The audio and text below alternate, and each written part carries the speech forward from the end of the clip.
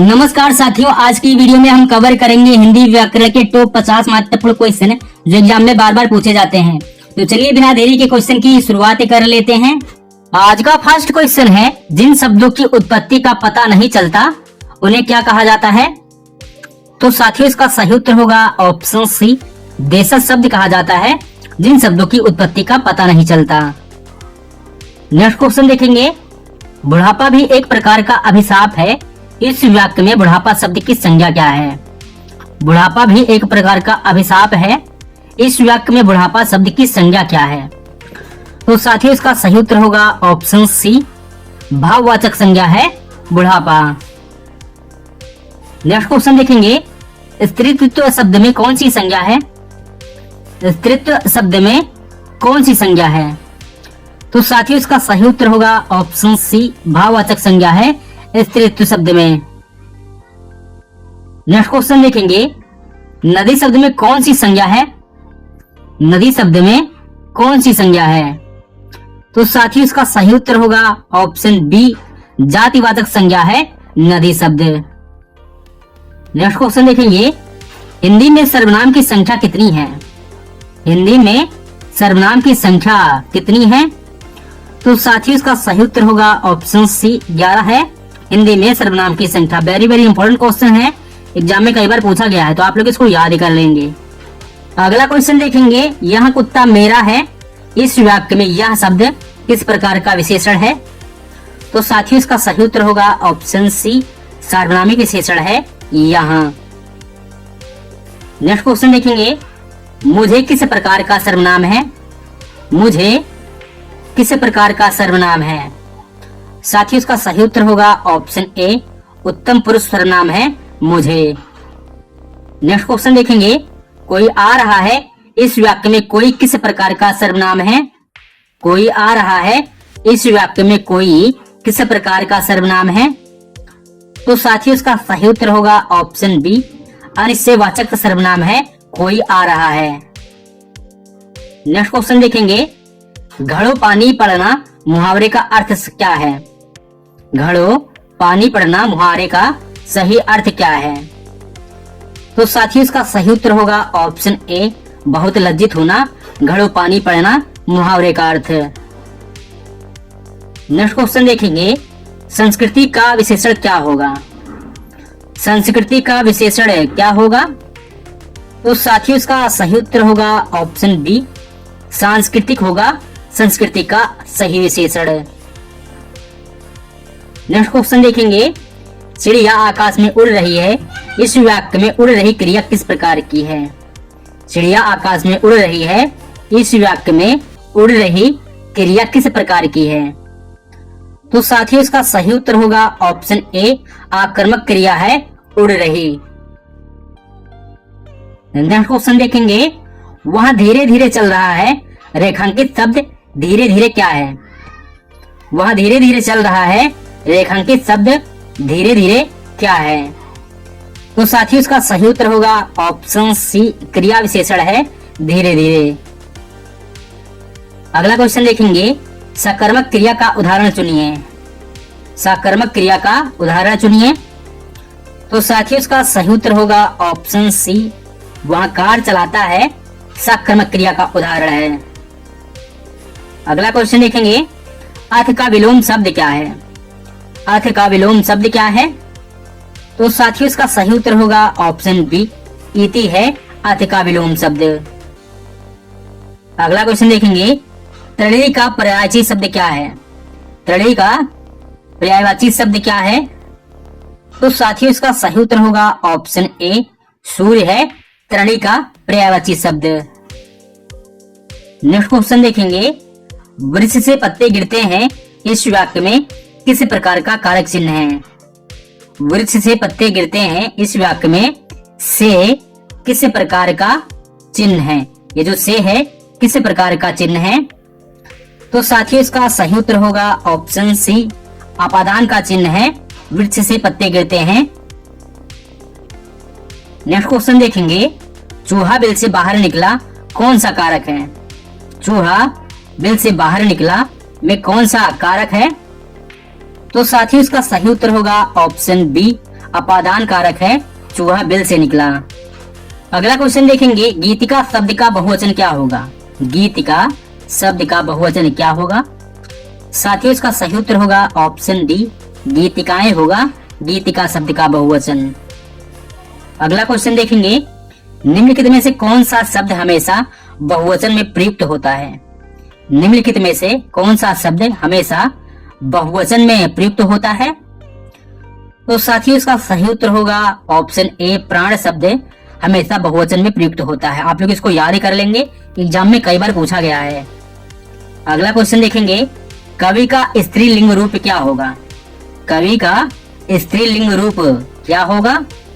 तो साथियों इसका सही उत्तर होगा ऑप्शन बी, कवयित्री कवि शब्द का स्त्रीलिंग रूप होगा। नेक्स्ट क्वेश्चन देखेंगे, दाता शब्द का स्त्रीलिंग रूप क्या है? दाता शब्द का स्त्रीलिंग रूप क्या है? तो साथियों इसका सही उत्तर होगा ऑप्शन सी, दात्री दाता शब्द का स्त्रीलिंग रूप है। अगला क्वेश्चन देखेंगे, तरनी तनुजा तट तमाल तरवर बहुछाए में कौन सा अलंकार है? तरनी तनुजा तट तमाल तरवर बहुछाए में कौन सा अलंकार है? तो साथियों इसका सही उत्तर होगा ऑप्शन ए, अनुप्रास अलंकार है तरनी तनुजा तट तमाल में। नेक्स्ट क्वेश्चन देखेंगे, कनक कनकते 100 गुनी मादकता अधिकाय में कौन सा अलंकार है? कनक कनकते 100 गुनी मादकता अधिकाय में कौन सा अलंकार है? तो साथियों इसका सही उत्तर होगा ऑप्शन बी, यमक अलंकार है कनक कनकते 100 गुनी मादकता अधिकाय में। अगला क्वेश्चन है क्वेश्चन नंबर 24, चरण धरत चिंता करत चितवत चाहू और सुबिरन को ढूंढत फिरत कवि विचारी चोर, इसमें कौन सा अलंकार है? साथियों इसका सही उत्तर होगा ऑप्शन सी, श्लेष अलंकार है इसमें। आप लोग इसको याद कर लेंगे, एग्जाम में कई बार पूछा गया है। अगला क्वेश्चन है क्वेश्चन नंबर 25, काव्य के आस्वादन से जो आनंद प्राप्त होता है उसे क्या कहते हैं? काव्य के आस्वादन से जो आनंद प्राप्त होता है उसे क्या कहते हैं? साथियों उसे रस कहते हैं, ऑप्शन सी इसका सही उत्तर होगा। नेक्स्ट क्वेश्चन देखेंगे, रौद्र रस का अस्थाई भाव क्या है? रौद्र रस का अस्थाई भाव क्या है? तो साथियों इसका सही उत्तर होगा ऑप्शन ए, क्रोध है रौद्र रस का अस्थाई भाव। वेरी वेरी इंपॉर्टेंट क्वेश्चन है, आप लोग इसको याद कर लेंगे। अगला क्वेश्चन देखेंगे, विभक्त रस का अस्थाई भाव क्या है? विभक्त रस का अस्थाई भाव क्या है? तो साथियों इसका सही उत्तर होगा ऑप्शन सी, जुगुप्सा या घृणा विविध रस का अस्थाई भाव है। अगला क्वेश्चन देखेंगे, शांत रस का अस्थाई भाव क्या है? शांत रस का अस्थाई भाव क्या है? साथियों इसका सही उत्तर होगा ऑप्शन डी, निर्वेद है शांत रस का अस्थाई भाव। वेरी वेरी इंपॉर्टेंट क्वेश्चन है, आप लोग इसको याद कर लेंगे। अगला क्वेश्चन है क्वेश्चन नंबर 29, विश्व में किस रस का अस्थाई भाव है? विश्व में किस रस का अस्थाई भाव है? तो साथियों इसका सही उत्तर होगा ऑप्शन सी, अद्भुत रस का अस्थाई भाव है विश्व में। अगला क्वेश्चन देखेंगे, छंद मुख्य रूप से कितने प्रकार के होते हैं? छंद मुख्य रूप से कितने प्रकार के होते हैं? तो साथियों इसका सही उत्तर होगा ऑप्शन बी, 3 प्रकार के होते हैं मुख्य रूप से छंद, मात्रिक छंद, वर्णिक छंद और मुक्तिक छंद। अगला क्वेश्चन देखेंगे, दोहा के प्रथम और तृतीय चरण में कितनी मात्राएं होती हैं? दोहा के प्रथम और तृतीय चरण में कितनी मात्राएं होती हैं? तो साथियों इसका सही उत्तर होगा ऑप्शन बी, 13 मात्राएं होती हैं दोहा के प्रथम और तृतीय चरण में। आप लोग इसको याद कर लेंगे, एग्जाम में कई बार पूछा गया है। अगला क्वेश्चन देखेंगे, चौपाई के प्रत्येक चरण में कितनी मात्राएं होती हैं? चौपाई के प्रत्येक चरण में कितनी मात्राएं होती हैं? तो साथियों इसका सही उत्तर होगा ऑप्शन सी, 16 मात्राएं होती हैं चौपाई के प्रत्येक चरण में। आप लोग इसको याद कर लेंगे। अगला क्वेश्चन देखेंगे, दोहा का उल्टा कौन सा छंद होता है? दोहा का उल्टा कौन सा छंद होता है? तो साथियों इसका सही उत्तर होगा ऑप्शन ए, सोरठा दोहा का उल्टा छंद होता है। अगला क्वेश्चन देखेंगे, निम्नलिखित में से शुद्ध वर्तनी का चयन कीजिए। साथियों इसमें जो शुद्ध वर्तनी है ऑप्शन बी है, उज्ज्वल, दोनों जा आधा है, यही शुद्ध होगा। ठीक है। नेक्स्ट क्वेश्चन देखेंगे, शुद्ध वाक्य का चयन कीजिए। क्वेश्चन नंबर 35, शुद्ध वाक्य का चयन कीजिए। साथ ही इसमें ऑप्शन सी सही उत्तर होगा, अनेक निरपराध दंड के भागी हुए शुद्ध वाक्य है। अगला क्वेश्चन देखेंगे, शिल्पगत आधार पर दोहे से उल्टा छंद है कौन सा, बताएंगे आप लोग। शिल्पगत आधार पर दोहे से उल्टा छंद कौन है। साथ ही इसका सही उत्तर होगा ऑप्शन सी सोरठा दोहे से उल्टा छंद है। अगला क्वेश्चन देखेंगे, क्वेश्चन नंबर 37, हनुमान की पूंछ में लगन न पाई आग, लंका सगरी जर गई, गै निशाचर भाग में अलंकार कौन सा है। तो साथियों इसका सही उत्तर होगा ऑप्शन बी अतिशयोक्ति अलंकार है। हनुमान की पूंछ में लगन न पाई आग, लंका सगरी जर गई, गै निशाचर भाग में अतिशयोक्ति अलंकार है। आप लोग इसको याद कर लेंगे, एग्जाम में कई बार पूछा गया है। नेक्स्ट क्वेश्चन देखेंगे, पीपर पात सरिस मनडोला में पीपर पात क्या है। पीपर पात सरिस मनडोला में पीपर पात क्या है। तो साथियों इसका जो सही उत्तर होगा ऑप्शन बी होगा, उपमान है पीपर पात। नेक्स्ट क्वेश्चन देखेंगे, भरत मुनि के अनुसार रसों की संख्या कितनी है। भरत मुनि के अनुसार रसों की संख्या कितनी है। साथियों इसका जो सही उत्तर होगा ऑप्शन ए होगा, 8 है भरत मुनि के अनुसार रसों की संख्या। नेक्स्ट क्वेश्चन देखेंगे, संचारी भाव की संख्या कितनी मानी गई है। संचारी भाव की संख्या कुल संख्या जो है कितनी मानी गई है। साथियों इसका सही उत्तर होगा ऑप्शन बी 33 मानी गई है संचारी भाव की कुल संख्या। वेरी वेरी इंपॉर्टेंट क्वेश्चन है, आप लोग इसको याद कर लेंगे। नेक्स्ट क्वेश्चन देखेंगे, जहां बिन कारण के कार्य होना पाया जाए वहां कौन सा अलंकार होता है। जहां बिना कारण के कार्य का होना पाया जाए वहां कौन सा अलंकार होता है। साथियों उसका सही उत्तर होगा ऑप्शन बी विभावना अलंकार होता है, जहां बिना कारण के कार्य का होना पाया जाए। अगला क्वेश्चन देखेंगे, जो सब कुछ जानता हो के लिए एक शब्द।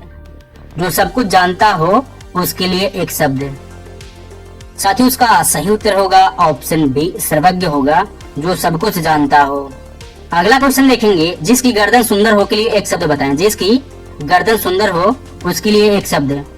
तो साथियों इसका जो सही उत्तर होगा ऑप्शन सी होगा, सुग्रीव होगा, जिसकी गर्दन सुंदर हो। अगला क्वेश्चन देखेंगे, पुरुष एवं स्त्री का जोड़ा क्या कहलाता है। पुरुष एवं स्त्री का जोड़ा क्या कहलाता है। तो साथियों इसका सही उत्तर होगा ऑप्शन डी दंपत्ति कहलाता है पुरुष एवं स्त्री का जोड़ा। अगला क्वेश्चन देखेंगे, कार्य को नए ढंग से कराने की पद्धति को क्या कहते हैं। कार्य को नए ढंग से करने की पद्धति को क्या कहते हैं। तो साथियों इसका सही उत्तर होगा ऑप्शन सी नवीनीकरण कहते हैं कार्य को नए ढंग से करने की पद्धति को। अगला क्वेश्चन देखेंगे, आसमान पर चढ़ाना मुहावरे का अर्थ क्या है। आसमान पर चढ़ाना मुहावरे का सही अर्थ क्या है। साथियों इसका सही उत्तर होगा ऑप्शन ए अत्याधिक प्रशंसा करना आसमान पर चढ़ाने का मुहावरे का अर्थ है। अगला क्वेश्चन देखेंगे, गागर में सागर भरना मुहावरे का अर्थ क्या है। गागर में सागर भरना मुहावरे का अर्थ क्या है। तो साथियों इसका सही उत्तर होगा ऑप्शन बी थोड़े शब्दों में अधिक कहना गागर में सागर भरने का अर्थ है। अगला क्वेश्चन है क्वेश्चन नंबर 48, हिंदी भाषा किस लिपि में लिखी जाती है। हिंदी भाषा किस लिपि में लिखी जाती है। साथियों इसका सही उत्तर होगा ऑप्शन सी देवनागरी लिपि में लिखी जाती है हिंदी भाषा। अगला क्वेश्चन देखेंगे, आधुनिक हिंदी साहित्य की मीरा किसे कहा जाता है। आधुनिक हिंदी साहित्य की मीरा किसे कहा जाता है। साथियों इसका सही उत्तर होगा ऑप्शन बी महादेवी वर्मा को कहा जाता है आधुनिक हिंदी साहित्य की मीरा। अगला क्वेश्चन है क्वेश्चन नंबर 50, तितली किसकी रचना है। तितली किसकी रचना है। साथियों इसका सही उत्तर होगा ऑप्शन ए जय सगन प्रसाद की रचना है तितली। वेरी वेरी इंपॉर्टेंट क्वेश्चन है, परीक्षा में कई बार पूछा गया है, तो आप लोग इसको याद कर लेंगे। अगला क्वेश्चन है क्वेश्चन नंबर 51 और आज का लास्ट क्वेश्चन है। इसका आंसर आप लोग कमेंट बताएं और बताएं क्लास कैसी लगी, और ये भी बताएं कि 51 में से किसने कितने क्वेश्चन आंसर आप लोगों ने सही किए। तो चलिए मिलते हैं नेक्स्ट वीडियो में, तब तक के लिए सभी को जय हिंद और वंदे मातरम।